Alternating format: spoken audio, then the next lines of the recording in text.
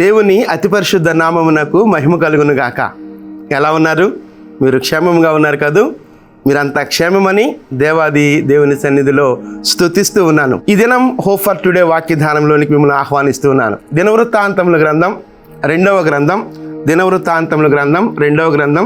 14వ అధ్యాయం 11వ వచనంలో ఒక భాగాన్ని నేను చదువుతున్నాను. దినవృత్తాంతముల గ్రంథం 2వ గ్రంథం 14వ అధ్యాయం 11వ వచనం. మా దేవా యెహోవా మాకు సహాయము చేయుము, నిన్నే నమ్ముకొని ఉన్నాము. మా దేవా యెహోవా మాకు సహాయము చేయుము, నిన్నే నమ్ముకొని ఉన్నాము. ఈ మాట ఆస పలుకుతున్నాడు. ఇదొక ప్రార్థన. కూషీయుడైనటువంటి జరహు విస్తారమైనటువంటి సైన్యంతో ఆసా మీదకి యుద్ధానికి వస్తూ ఉన్నాడు. ఆ యుద్ధానికి వస్తున్నటువంటి క్రమంలో ఆస దేవుని సన్నిధిలో చేరి ప్రార్థన చేస్తున్నాడు. బలహీనులకు, శక్తిహీనులకు సహాయం చేయు దేవుడవు నీవే ప్రభువా, మాకు బలం దయచే ప్రభువా, ఇదిగో ఈ విస్తారమైనటువంటి సైన్యం మీద మేము జయం పొందలేం ప్రభువా, నీవు సహాయం చేయకపోతే అని చెప్పి ప్రార్థన చేస్తున్నాడు. మా దేవా యెహోవా మాకు సహాయం చేయము, నిన్నే నమ్ముకొని ఉన్నాము అంటున్నాడు. మా దేవా యెహోవా సహాయం చేయము, నిన్నే నమ్ముకొని ఉన్నాము. అలా ప్రార్థన చేసిన తరువాత దేవుడు వారిని మొత్తిన దానిని బట్టి యెహోవా భయము చేతను ఆయన సైన్య భయము చేతను వారు పారిపోయిరి. యెహోవా భయము వారికి కలిగింది అని ఆ తరువాత వచనాల్లో మనం గమనించవచ్చు. మా దేవా యెహోవా మాకు సహాయము చేయము. ఆస దేవుని సన్నిధిలో సహాయాన్ని కోరుకుంటున్నాడు. మేము శక్తిహీనులము, ఇదిగో ఈ విస్తారమైనటువంటి సైన్యాన్ని జయించడానికి మాకు శక్తి చాలదు. నీవు సహాయం చేయకపోతే మేము జయాన్ని పొందుకోలేము, నిన్నే నమ్ముకొని ఉన్నాము అని చాలా నిశ్చయతతో ఆ ప్రార్థన చేస్తున్నాడు, ఆ మాటలు చెప్తున్నాడు. ఆ మీదట దేవుడు వారిని మొత్తాడు. యెహోవా భయము, ఆయన సైన్య భయము వారికి వచ్చిన దాన్ని బట్టి వారు పారిపోయినట్లుగా ఆ వాక్య భాగంలో మనం అర్థం చేసుకోవచ్చు. కాబట్టి మన జీవితాల్లో కూడా మనం ఎదుర్కొనేటువంటి ఆ పోరాటాలు, మనం ఎదుర్కొనేటువంటి పరిస్థితులు మనకు శక్తికి మించి ఉంటాయి. ఆ శక్తికి మించినటువంటి పోరాటాల్లో, పరిస్థితుల్లో మనం ముందుకు కొనసాగాలంటే దేవుని సహాయం లేకుండా మనం కొనసాగలేం. కాబట్టి దేవుని సహాయాన్ని కోరుకుందాం. ఏ పరిస్థితిలో గుండా నీవు వెళ్తున్నావో, ఇదిగో ఈ ప్రార్థన దేవుని సన్నిధిలో చేద్దాం.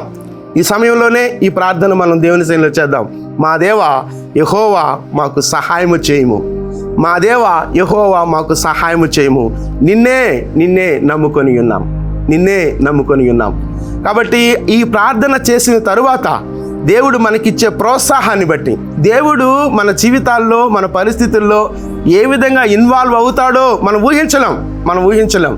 కాబట్టి ఆయన మనల్ని ప్రోత్సహించిన స్థితిని బట్టి, ఆయన ఇన్వాల్వ్ అవుతున్న స్థితిని బట్టి మనము విజయాలను పొందుకుంటాం. ఇదిగో ఆశ మొట్టమొదటిగా చేసింది ఏంటంటే దేవుని సన్నిధిలో ప్రార్థన చేశాడు. మా దేవా యెహోవా మాకు సహాయము చేయము, నిన్నే నమ్ముకొని ఉన్నాము. ఈ ప్రార్థన మన ప్రార్థన కావాలి, నిత్యము మన ప్రార్థన కావాలి. ఏ పరిస్థితులు కూడా మనం వెళ్తున్నప్పటికీ, ఏ నిస్సహాయ స్థితిలో మనం ఉన్నప్పటికీ, ఏ బలహీన స్థితిలో మనం ఉన్నప్పటికీ, దేవా బలము లేని వారికి సహాయము చేయు దేవుడవు నీవే, నీకంటే ఇంకెవరు లేరు, సహాయం చేసే దేవుడు లేరు. కనుక నీవు మాకు సహాయం చేయి ప్రభువా. నీవు సహాయం చేస్తే ఈ పరిస్థితి నుండి మేము అధిగమించగలం ప్రభువా, ఈ పరిస్థితి నుంచి మేము బయటికి రాగలము ప్రభువా, ఈ పరిస్థితుల్లో మేము పోరాడగలిగే కృప మాకు దయచే ప్రభువా. మా దేవా యెహోవా మాకు సహాయం చేయము, మా దేవా యెహోవా మాకు సహాయం చేయము, నిన్నే నమ్ముకొని ఉన్నాను. నా సైన్యాన్ని నేను నమ్ముకోలేదు, లేకపోతే ఇంకో దాన్ని నేను నమ్ముకోలేదు, కానీ నిన్నే నమ్ముకొని ఉన్నాను అని చెప్పి ఆశ ప్రార్థన చేశాడు. కనుక ఆ ప్రార్థనను మనం స్వీకరిద్దాం, నేర్చుకుందాం. దేవా మాకు సహాయం చేయ ప్రభువా, నిన్నే నమ్ముకొని ఉన్నాను ప్రభువా అనే ప్రార్థన మనం చేద్దాం. అద్భుతంగా దేవుడు ఏ విధంగా ఇన్వాల్వ్ అవుతాడో మనకు తెలియదు, కానీ మన పరిస్థితుల్లో ఆయన ఏ విధంగా చొరవ చూపిస్తాడో, ఎలాగో ఇన్వాల్వ్ అవుతాడో మనకు తెలియదు, కానీ అద్భుతంగా ఆయన కార్యాలు చేయగలిగిన దేవుడు. ఇది ఆశా జీవితంలో ప్రార్థన చేసినప్పుడు యెహోవా భయము చేతను ఆయన సైన్య భయము చేతను వారు పారిపోయినట్లుగా మనం చూస్తాం. ప్రార్థన చేద్దామా? ప్రార్థన చేద్దామా? ఆయన సహాయాన్ని కోరుకుందామా? ఆయననే నమ్ముకొని ఆయన సహాయాన్ని కోరుకుందామా? చిన్న ప్రార్థన చేద్దాం. ప్రార్థన. కృపగలిగిన దేవా, దయగలిగిన మా తండ్రి, మీ ఘననామానికి వందనాలు, స్తుతులు, స్తోత్రాలు చెల్లిస్తున్నాం. నిజమే ప్రభా, మేము బలహీనులము నా దేవా. మేము పోరాడే పోరాటాలలో శక్తి లేని వారం ప్రభా. నా దేవా, నీ శక్తిని మాకు అనుగ్రహించండి.